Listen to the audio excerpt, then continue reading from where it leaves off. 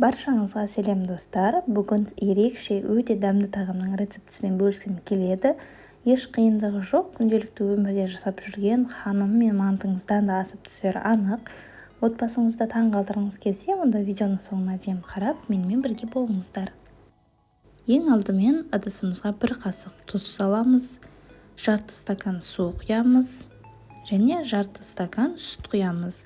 Судың температурасы маңызды емес. Және сосын 1 жұмыртқа саламыз және 4 ас қасықтай сұйық май құямыз.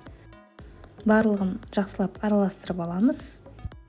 Араластырып болғаннан кейін 400 граммдай ұн саламыз. Оның нақты мөлшерін айту қиын, себебі әр ұнның тығыздығы әртүрлі болады. Сол себепті де шамамен 400-450 граммдай ұн салып, осылай жұмсақ етіп қамыр илейміз. Илеп болғаннан кейін бетін жауып, шамамен 10-15 минутқа қалдырамыз. Достар, алдағы уақытта қолжетімді заттардан ерекше рецепттер болады. Бізді қолдау мақсатында каналға жазылып, қоңыраушаны басып қоюды ұмытпаңыздар. Сіз үшін оп-оңай әрекет бізді жігерлендіреді. Олай болса, салмасын дайындауға кірісейік. Ол үшін 400 граммдай тартылған ет қажет және 2-3 дана пияз. Пиязды осылай өте ұсақ көбік қылып тураймыз. Себебі үлкен қылып турап жүрсек, онда біздің қамырымызды жыртып жіберу мүмкін. Сол себепті де барлық ингредиентті ұсақ етуге тырысыңыздар. Және картоп қосамыз. Мұнда мен 3 дана қостым және теркадан өткіздім. Және өз қалауыңыз бойынша укроп, петрушка қоссаңыздар болады. Дәміне қарай тұз қосамыз, қара бұрыш қосамыз және мен дәм беру үшін зирада қостым. Паприка немесе кориандр қоссаңыздар да өз қалауыңыз бойынша өте дәмді болып шығады. Қажетті заттардың барлығын салып, енді жақсылап араластырамыз.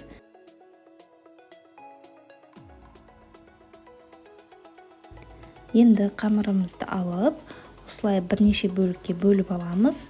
Мен мұнда сіздерге көрсеткен ингредиенттердің мөлшерінде шамамен 8 бөлікке бөліп аламын. Осылайша барлығын көз мөлшерінде бірнеше бөлікке бөліп аламыз. Және барлығын дөңгелектеп, жаюға дайындап, шет жаққа қоя тұрамыз да, бір бөлігін алып, қамырды жаюды бастаймыз. Қамырды өте жұқа етіп жаямыз. Және де қамыр бізде жұмсақ болған себептеден біздің оқтауымызға жабысуы мүмкін. Сол себептеден де ұнды сәл көбірек салуға болады.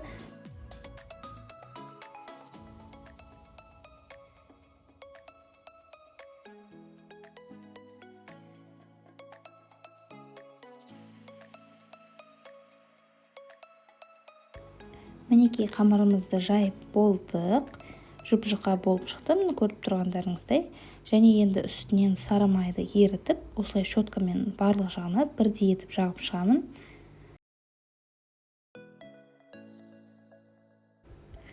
Содан кейін салмасын саламыз.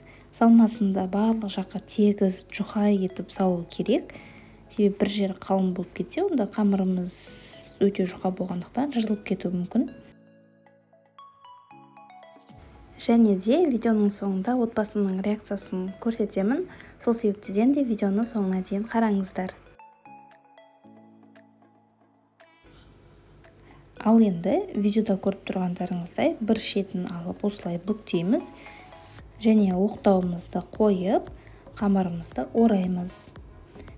Сөйтіп екі қолымызбен осылай екі шетін кішкене қысып, оқтауымыздан босатамыз да, осы күйінше қалдырсақ та болады, немесе мен сияқты осылай дөңгелек етіп форма жасасаңыз да болады. Барлығы оп-оңай. Енді барлығын жайып, дөңгелектеп болғаннан кейін пергамент қағазына орналастырып шығамыз. Немесе бұны мантоваркаға буға пісіруге де болады. Егер мантоваркада істеп жатсаңыздар, онда жеген уақытта үстіне міндетті түрде сары май жағып жесеңіздер, өте дәмді болып шығады. Ал мен мұнда пеште пісірген себептеден қазір пергаментке барлығын жақсылап орналастырдым. Және осының үстіне жұмыртқаның сарысын жағып шығамын щеткамен. Мұнда мен 8 данасына 1 жұмыртқаның сарысын және кішкене сүт қостым. Және осылай щеткамен барлық жағына тегіс етіп әдемілеп жағып шығамыз. Әсемдік үшін бетіне күнжут себеміз. Бұл міндетті емес. Мак сепсеңіздер де болады, немесе іштеріңізде сеппесеңіздер де өте дәмді болып шығады. Осымен біздің өте дәмді тағамымыз дайын.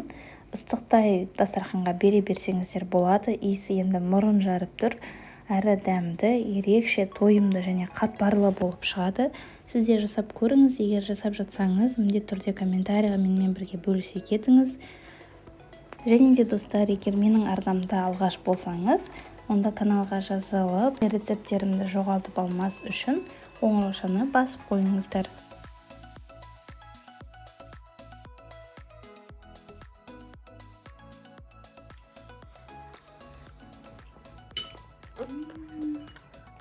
Тәтті.